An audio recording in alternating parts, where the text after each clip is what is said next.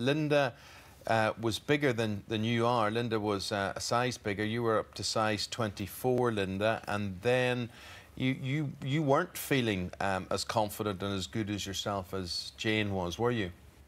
No, not at all. No, I felt people were laughing at me, pointing at me. I didn't feel confident at all. So what did you do?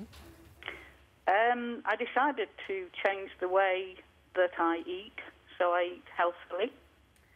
I decided to cut down on alcohol, look at portion size as well, and to actually do a little bit of exercise. And what's been the result, Linda? Not quite 6 stone, but more or less. Well, that's pretty good. I feel well done. 10 years younger.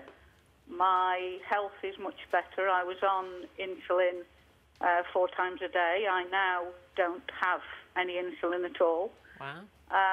And I just feel so much more confident. Good. It's very interesting, Linda, because we did put that to Tess Halliday this morning, because she's big is beautiful and things, and I say I don't dispute that at all. Yeah. But all the stats say being that size is not healthy. She was saying you can't judge a person's health from the way they look outside. But as Ruth said, the stats would argue differently in the long run.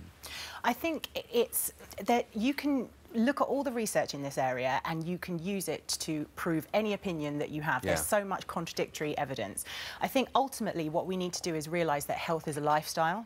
If you're looking after yourself, if you're doing all the things that Linda's doing, if you're eating right, if you're exercising, and if you feel good, then that's right for your body and your body looks as it should. But I kind of want to say to these people that talk about health constantly, it's like, well, I'll look after my body in the way I see fit, you do the same, and then let's have a competition and see who dies first. Do you know what I find really interesting talking to Tess earlier on today? The fact she got on the catwalk, the fact she was in fashion shoots, it's as if it's a private little club that some people would say, well, you shouldn't be in this club. You're not entitled. You haven't got the qualification to be in here. You're not slim. You know, she is obviously very beautiful in the face. People will judge her body in a different way. How far are we off from the day when all shapes and sizes can be deemed to be fashionable?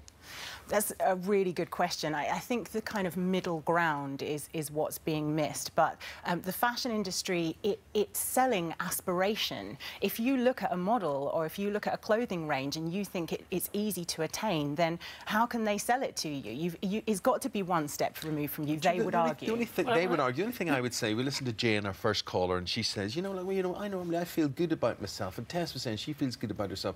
But surely if you give them nice clothes and nice hairstyles, whatever, and they feel really nice about themselves, surely that's what you want to buy into. You want to buy in. I don't necessarily want to buy into whatever Kate Moss is into, whatever George Clooney's into. I just want to feel good about me. But it is, I do worry about young girls, particularly in the pressure of the whole, whatever size you are.